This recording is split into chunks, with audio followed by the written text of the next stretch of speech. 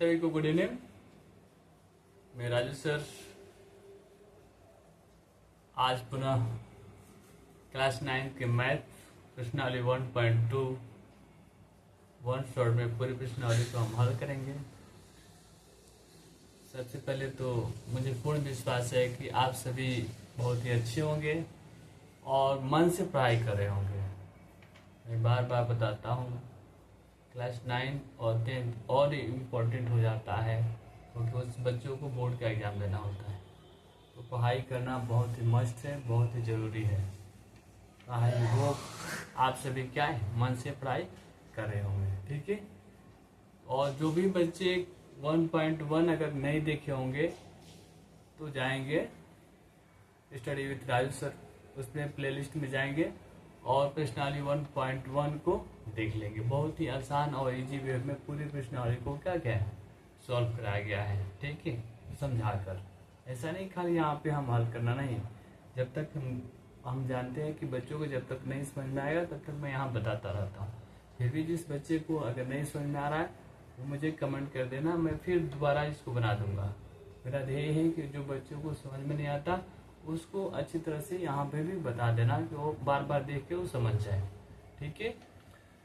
तो ज़्यादा time waste करते हुए नहीं, फिर क्या करते हैं सॉल्व करते हैं, ठीक है। और जिस बच्चे को लगता है कि हमारे को इस वीडियो से फ़ायदा हो रहा है, अच्छा हमारा मैथ अच्छा हो रहा है, तो प्लीज़ लाइक कर देना, कमेंट कर देना और सब्सक्राइब भी कर देना, ठीक है। प्रश्नावली 1.2 है, इसमें दिए गया है नीचे दिए गए कथन को सत्य है या असत्य कारण के साथ अपने उत्तर दीजिए, ठीक है। कहते हैं प्रत्येक अपरिमेय संख्या एक वास्तविक संख्या होती है। क्या है इसमें बताना है कि जो स्टेटमेंट दिया गया है सत्य है या असत्य है। अगर असत्य है तो कारण असत्य है तो कारण बताना है कि सत्य क्यों है और असत्य क्यों है, ठीक है। तो प्रत्येक हल करते हम। प्रत्येक अपरिमेय संख्या एक वास्तविक संख्या होती है। तो हम सभी पिछले भी 1.1 में हमने बताया कि वास्तविक संख्या ही क्या अपरिमेय संख्या होती है और परिमेय संख्या होती है। तो क्या है ये, क्या है ये सत्य है, क्या है सत्य है, क्या है वाला क्या है सत्य है, क्या है 1 ये क्या √2 क्या है अपरिमेय संख्या है, ठीक है। √3 क्या है अपरिमेय संख्या है। और इसमें क्या है अब प्रत्येक अपरिमेय संख्या एक वास्तविक संख्या होती है, ठीक है। ये क्या होगा एक क्या सब क्या है एक वास्तविक संख्या का ही रूप है परिमेय संख्या और अपरिमेय संख्या। वास्तविक संख्या क्या है रूप है परिमेय संख्या और अपरिमेय संख्या। तो क्या प्रत्येक अपरिमेय संख्या एक वास्तविक संख्या होती है? हाँ बिल्कुल होती है, ठीक है। तो सत्य है। कारण में क्या लिख देना है, कारण में क्या लिख देना है, ठीक है। अपरिमेय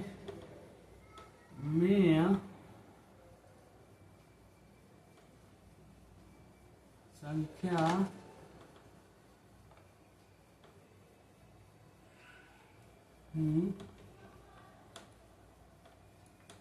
वास्तविक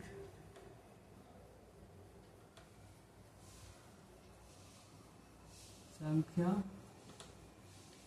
का एक भाग है, ठीक है, ठीक है। ये अपरिमेय संख्या जितने होते क्या थे ये √2 √3 ये क्या है सब अपरिमेय संख्या है। ये सब क्या है वास्तविक संख्या क्या है एक भाग है, ठीक है। तो क्या है ये सब क्या है ये सत्य है और एक कारण में इसको हम लिख देंगे, ठीक है। हमने पिछले अध्याय में बताया था वास्तविक संख्या के प्रकार, ठीक है। वास्तविक संख्या और काल्पनिक संख्या। वास्तविक संख्या को बताया था कि इसके दो भाग होते हैं, कौन से परिमेय संख्या और अपरिमेय संख्या। जो 1/2 वाला है ये क्या है 1/3 ये सब क्या है परिमेय संख्या है जो p/q के रूप में हो और जिसका q ≠ 0 हो, ठीक है। और जिसका मासा 1 हो वो क्या है परिमेय संख्या है। और जितने √2 में रूट में है वो क्या है अपरिमेय संख्या है, ठीक है। तो ये वास्तविक संख्या में क्या है एक प्रत्येक अपरिमेय संख्या एक वास्तविक संख्या होती है, तो हाँ होती है, ठीक है, ये सत्य है। आप समझ में। दूसरा देख लेते हैं। संख्या रेखा का प्रत्येक बिंदु रूट m का होता है, जहां m एक प्राकृत संख्या है। अब संख्या रेखा दिखा देते हैं। यहाँ पे संख्या रेखा पता है सबको, यहाँ पे 0 1 2 3 4 5 6 7 8 9, ठीक है, डॉट डॉट डॉट, -1 -2 -3 -4 -5 -6, एक संख्या रेखा है। आप क्या बोल रहा है, संख्या रेखा प्रत्येक रूट एम के रूप का होता है, जहां पे एम एक प्राकृत संख्या है। अब देखो संख्या रेखा पे तो सब है, ये भी प्राकृत संख्या है, ये क्या है, ये तो क्या माइनस में है, तो काल्पनिक संख्या होगी, ठीक है। तो इसका तो रूट एम हम लिख सकते हैं, √1 √2 √3 √4, ठीक है। क्या √4 लिख सकते हैं, नहीं सकते, √4 क्या हो जाएगा, यहाँ पे 2 हो जाएगा, क्या होगा √2 हो जाएगा, √4 क्या हो जाएगा, यहाँ पे 2 हो जाएगा, इसका वर्गमूल 2 हो जाएगा। लेकिन इधर माइनस में इसका हम क्या करते हैं, होगा नहीं, √m वर्गमूल होगा, इसका नहीं होगा, ठीक है। इसका √2 माइनस में होगा तो इसका वर्गमूल निकलेगा, नहीं निकलेगा, ये काल्पनिक संख्या हो गया, ठीक है। तो ये क्या हो जाएगा, ये क्या असत्य है, क्या है, असत्य है, अर्थात असत्य है, ठीक है। कारण में क्या लिख देना है,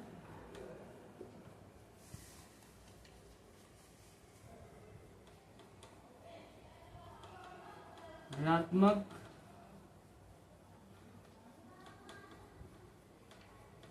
संख्या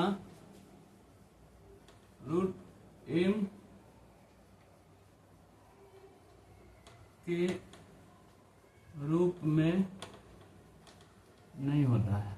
क्या होता है, नहीं होता है, अरे सर नहीं होता है, ठीक है। ये निगेटिव रहेगा, क्यों, संख्या रेखा में तो सब है, इसका क्या होगा, रूट m के रूप में हम लिखेंगे तो नहीं होगा, ठीक है। और m क्या है, एक प्राकृत संख्या, तो होना भी नहीं चाहिए था, ठीक है। तीसरा लिख देते हैं, प्रत्येक वास्तविक संख्या एक अपरिमेय संख्या होती है, प्रत्येक वास्तविक संख्या एक अपरिमेय संख्या होती है, प्रत्येक वास्तविक संख्या एक अपरिमेय संख्या होती है, ये तो गलत है, क्या है, असत्य है। हम जानते हैं कि वास्तविक संख्या क्या है, एक परिमेय संख्या होती है, अपरिमेय संख्या, ये बोला कि वास्तविक संख्या एक अपरिमेय संख्या होती है, ऐसा तो नहीं है, हाँ, तो ये क्या है, असत्य है। हम लिख सकते हैं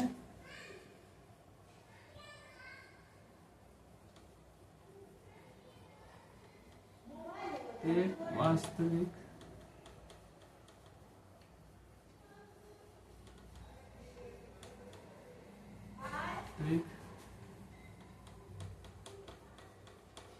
संख्या अपरिमेय नहीं होती है, ठीक है। प्रत्येक वास्तविक संख्या क्या होती है, एक अपरिमेय नहीं होती है, तो क्या है, असत्य है। प्रत्येक वास्तविक संख्या, हम जानते हैं वास्तविक संख्या क्या होती है, अपरिमेय संख्या भी होती है और अपरिमेय संख्या भी होती है, ठीक है। तो ये बोला कि प्रत्येक वास्तविक संख्या एक परिमेय संख्या नहीं होती है, ठीक है।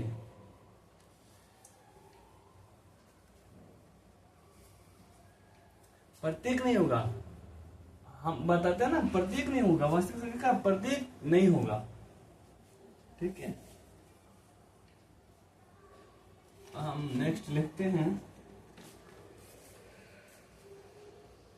दूसरा, हटा दे,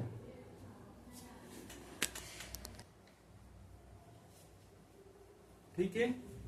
दूसरा देखते हैं, क्या सभी धनात्मक पूर्णांकों के वर्गमूल अपरिमेय होते हैं, यदि नहीं तो एक ऐसी संख्या के वर्गमूल का उदाहरण दीजिए जो एक परिमेय संख्या है, ठीक है। दूसरा, ठीक है, हम जानते हैं पूर्णांक, एक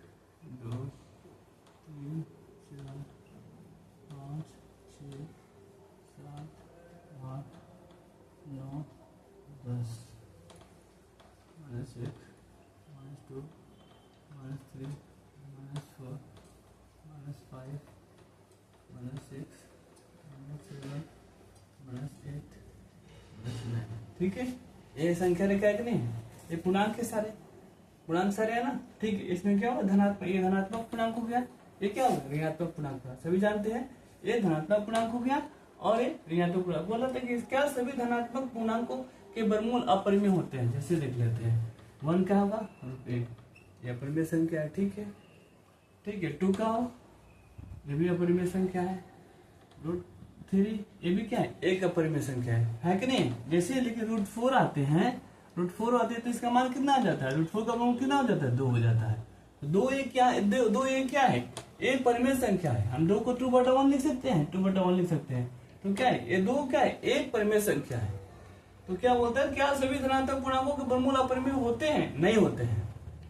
क्या होते हैं? नहीं होते। पहले तो क्या होगा? नहीं होते हैं।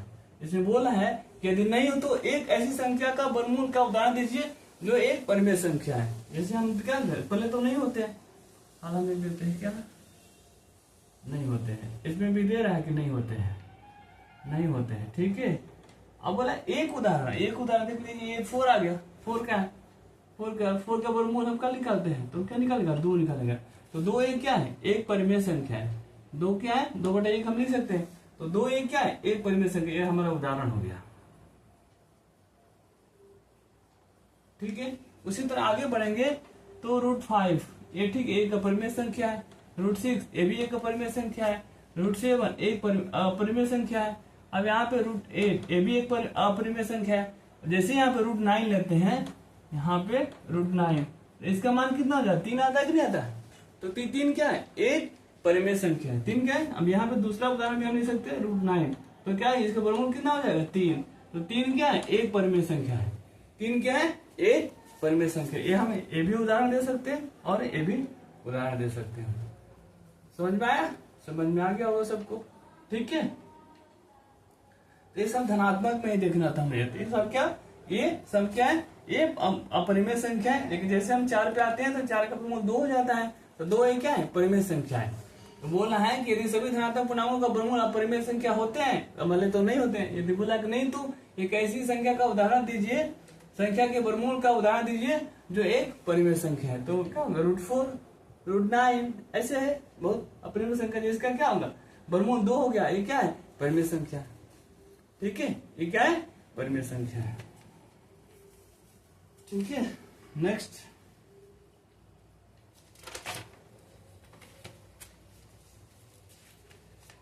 ये अच्छा क्वेश्चन है। ये तो खाली ऐसा ही था। ये आपका तीसरा अच्छा क्वेश्चन है। ठीक है, आई होप सबको समझ में आ रहा होगा। छोटा क्वेश्चन है इसलिए मैं रुक नहीं रहा हूँ, लिख दूंगा तुरंत। ठीक है, ये तो ज्यादा लंबा क्वेश्चन होता है तो वीडियो रोकना पड़ता है, तो फिर टाइम वेस्ट होगा। ठीक है, और ज्यादा लंबा वीडियो हो जाएगा। क्या बोल रहा है? दिखाइए कि ये इंपॉर्टेंट क्वेश्चन है। संख्या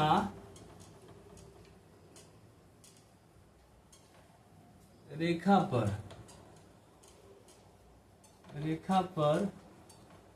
√5 को किस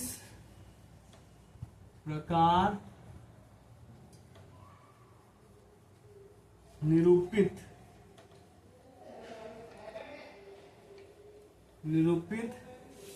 किया जा सकता है। ठीक है, निरूपित किया जा सकता है। आप लोग का मैं चैप्टर इसलिए नहीं पढ़ा रहा था कि इसमें ज्योमेट्री बॉक्स की जरूरत थी और मैं ज्योमेट्री बॉक्स नहीं था मेरे पास, तो आप ही लोग के लिए मैं ज्योमेट्री बॉक्स भी खरीद के लाया था। तो उसका आज इसमें हम उपयोग भी करेंगे और देखेंगे। ठीक है, संख्या रेखा। पहले तो संख्या रेखा हल करते हैं इसको। ठीक है,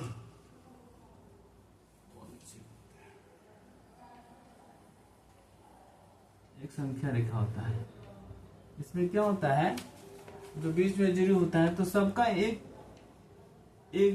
डिस्टेंस सेम होता है। तो यहाँ पे 1 लिख देते हैं, यहाँ पे 2 लिख देते हैं। तो 1 और 2 के बीच की दूरी क्या होता है? सेम होता है। जैसे हम इंच से ले लेते हैं, हम इंच से ले लेंगे, इंच से हम ले लेंगे तो क्या होगा? 1 से ये क्या है? करीब 1 2 3 लगभग 3 सेंटीमीटर है।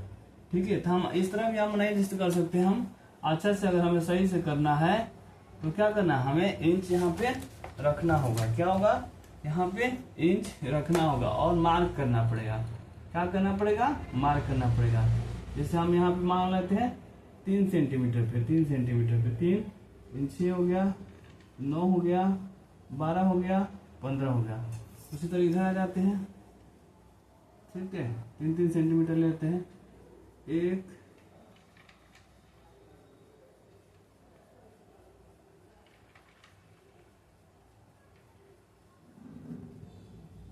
ठीक है, ये हम मार्क कर लेंगे। यहाँ पे क्या लिखेंगे? 1 2 3 4 5 लिख देंगे, नहीं लिखेंगे? यहाँ भी इधर भी सेम कर देंगे। सेम क्या लिखेंगे? 1 -1 -2 -3 -4 और -5 होता है कि नहीं होता? होता है ना? ऐसा ही होता है ना? संख्या रेखा ऐसे ही होता है। और सबके दिन का हम जो ग्राफ पेपर होता है उसमें सब ग्राफ पेपर मिलता है। इस सबको क्या है, किस में दर्शाया जाता है? ग्राफ पेपर पे। तो उसमें सब ये डिस्टेंस इसका सेम मिलाया जाता है, सेम रहता है।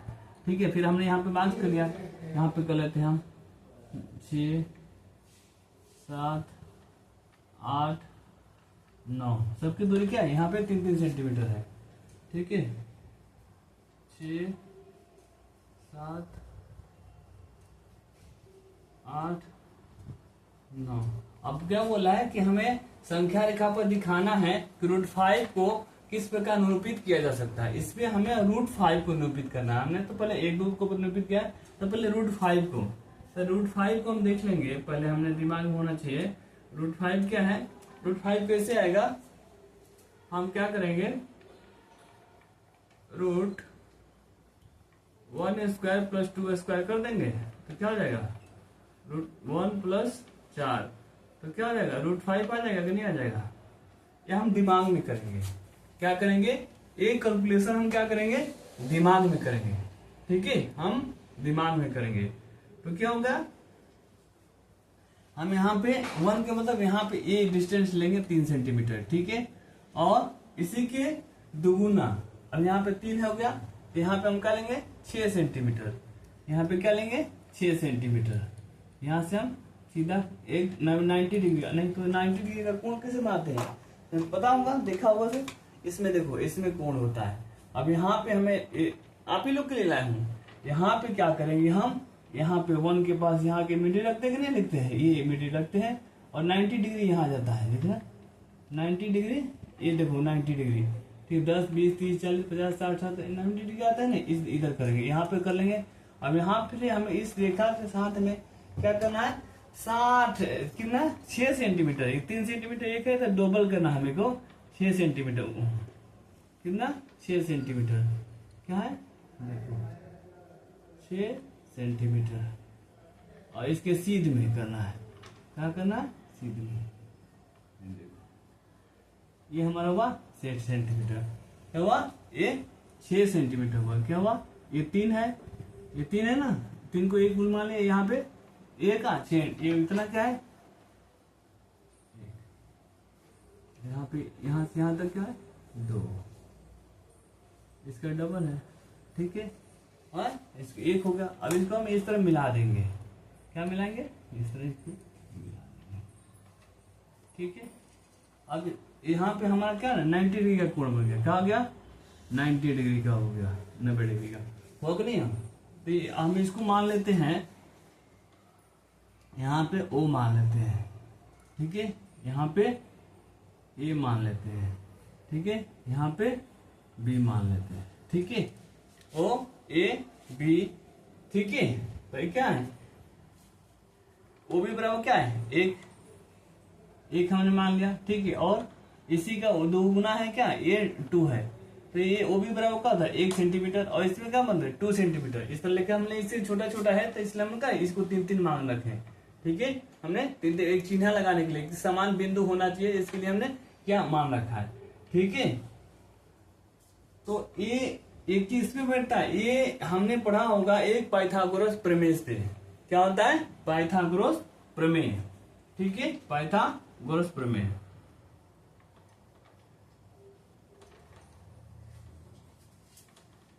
पाइथागोरस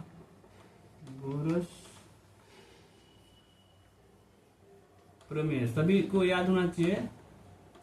प्रमेय क्या होता है? कर्ण स्क्वायर, इसको क्या बोलते हैं? ए बी को क्या बोलते हैं? कर्ण बोलेंगे, इसको क्या बोलेंगे? आधार बनेंगे, इसको क्या बोलेंगे? लंब बोलेंगे। तो इसका होता है प्रमेय कर्ण स्क्वायर बराबर लंब स्क्वायर जोड़ आधार स्क्वायर। क्या होता है? आधार स्क्वायर। तो कर्ण क्या है हमारा? A B, A B. ठीक है, ए बी स्क्वायर बराबर क्या है? लंब क्या है? ओ ए, ओ ए, ओ ए स्क्वायर प्लस आधार कितना है? O B square, O B square. यहाँ पे देख लेते हैं हम कर्ण स्क्वायर, तो ओ बी के ओ ए कितना है? 2 है, 2 स्क्वायर प्लस ए ओ बी कितना है? 1 स्क्वायर। तो कितना हो गया? 2 दूनी के 4 प्लस 1 कितना हो जाएगा? 5। और ए बी स्क्वायर हो जाएगा, ए बी स्क्वायर। ये होगा A B square. A B बराबर क्या हो जाएगा? इधर रूट हो जाएगा, √5। स्क्वायर हटेगा तो क्या होगा? इधर √5, √5 आ गया हमारा। आप बोला कि इसको निरूपित करना है, इस संख्या रेखा पर √5 को निरूपित करना है। तो हमने जो यहाँ पे इसी प्रकार के द्वारा क्या करेंगे, इसको यहां से लेंगे, यहां से चाप लेंगे, यहां रखे। ठीक है, यहां रखे, दिखे सभी ध्यान से देखना, यहां तक रखे। ठीक है, यहां से अब हम इसको घुमाएंगे। देखो कट रहा है ना यहाँ पे, इसी तक कर, यहाँ कट रहा है। ये जितना यहाँ पे इसका रेडियस आएगा, यहाँ पे वहीं पे आएगा। तो ये जो हमारा ये रेखा जो दिख रहा है, ये वाला जो रेखा दिख रहा है, ये जो हमारा रेखा दिख रहा है, ये वाला, ये क्या कर रहा है? ये हमारे को प्रदर्शित कर रहा है। मान लेते हैं हम यहाँ पे इसको C कर देते हैं, C। तो यहाँ पे क्या कहता है? यहाँ से और यहाँ से की दूरी कितना हो गया? ये √5 को प्रदर्शित करता है। क्या करता है? √5 को निरूपित करता है। क्या करता है? ये दूरी क्या करता है? √5 को निरूपित करता है। तो हमें यहाँ पे क्या हो गया? O और C, नहीं सॉरी, वो तो यहाँ पे है ना जी। हाँ, ये तो 0 लिखा था। हाँ, ये थी B और C, BC बराबर क्या होगा? B और C, BC बराबर क्या होगा? √5। ये हमारा क्या होगा? √5 होगा। ऐसा में हमें क्या √5 यहाँ पे क्या किया? निरूपित कर दिया। क्या किया? हम लिखते हैं, इसमें सीना पता नहीं चल रहा, लेकिन हम इस तरह हम चलाएंगे तो क्या होगा? ये वाला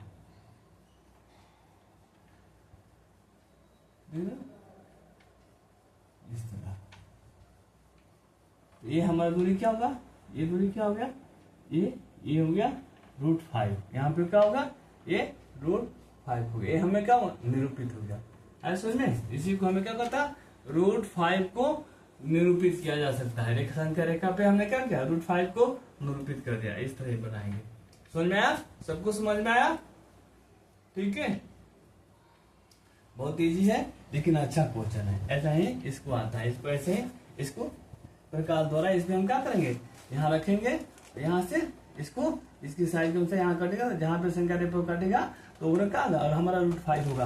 और हमारा ये √5, ये भी क्या आ गया था? √5 आ गया था। ये ना आया था, √5 आ गया था। ये भी क्या आया था? √5 आ गया था। समझ में आ रहा है? अब क्या है? चौथा भी क्या है? ऐसे इसी तरह दे रखा है।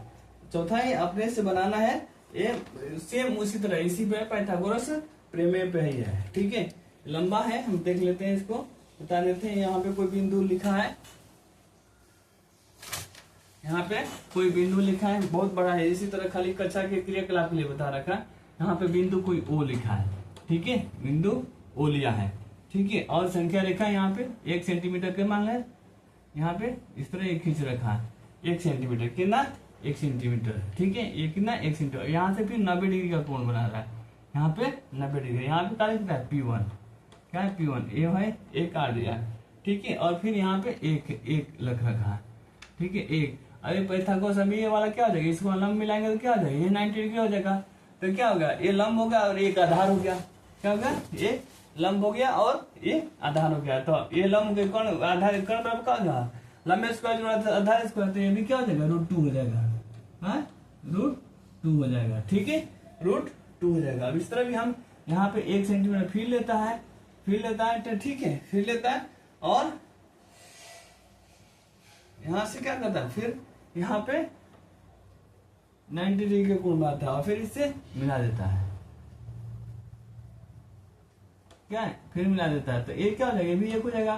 तो जब ये 2 हो गया तो क्या हो जाएगा, √2 हो गया और ये कहते हैं यहाँ पे क्या हो जाएगा, √3 हो जाएगा, ठीक है। और इसी तरह फिर क्या होगा, इसी तरह फिर यहाँ पे 90 डिग्री का बना रहा है, ठीक है। तो इसी पर क्या √3 हो जाएगा और फिर 1 हो जाएगा, तो क्या होगा, ये √2। इस तरह भी इसका भी हम नाम मान निकालेंगे, इस तरह निकालेंगे, √4 हो जाएगा। इस तरह से आगे क्या होता है, बढ़ता जाएगा, √4 इसी तरह आगे बढ़ता जाएगा, बनाया गया इस तरह, ठीक है। √4 हो जाएगा, ये क्या हो जाएगा, √4 हो जाएगा। वही लंबे कर्ण स्क्वायर बराबर आधार स्क्वायर जोड़ कर्ण स्क्वायर बराबर लंबे स्क्वायर जोड़ आधार स्क्वायर, पाइथागोरस प्रमेय द्वारा। समझ में आया सबको, बहुत ही आसान, बहुत ही इजी तरह से आप सभी को मैंने बताया, ठीक है। आई होप सबको समझ में आ गया होगा, ठीक है। इसका एक संख्या रेखा खींच देना है, यहाँ पे निरूपित करना है इसके डिस्टेंस के अनुसार, इसको √5 को हमें तोड़ देना है, 1 स्क्वायर प्लस 2 स्क्वायर, तो क्या होगा 1 प्लस 4 क्या हो जाता है 5 और √5 हो जाता है। तो यहाँ पे 1 इतना मान लेना है, यहाँ पे इसका डबल 2 मान लेना है, फिर इसको पाइथागोरस प्रमेय से कर्ण स्क्वायर बराबर लंबे स्क्वायर जोड़ आधार स्क्वायर, ठीक है, एक होल लिख दिया, AB square plus OA plus OB square, ठीक है। AB स्क्वायर OB का नाम है 2 है, तो 2 स्क्वायर प्लस 1 स्क्वायर कितना 2 × 4 प्लस 1 5 और वर्गमूल इधर स्क्वायर में इधर आएगा तो क्या √2 हो जाएगा, तो √5 ये √5 हो गया। अब इसी को हमें प्रकार द्वारा इस संख्या रेखा पर निरूपित करना था। जैसे यहाँ पे प्रकार लेंगे, यहाँ से इसके अनुसार यहाँ से वो काटेंगे तो यहाँ पे ये कटेगा, तो ये वाला रेखा क्या होगा, हमारा √5 को प्रदर्शित करेगा, समझ में आया। उसी तरह आपको आपका 5 भी किया गया है, 5 भी उसी तरह किया गया है, ठीक है।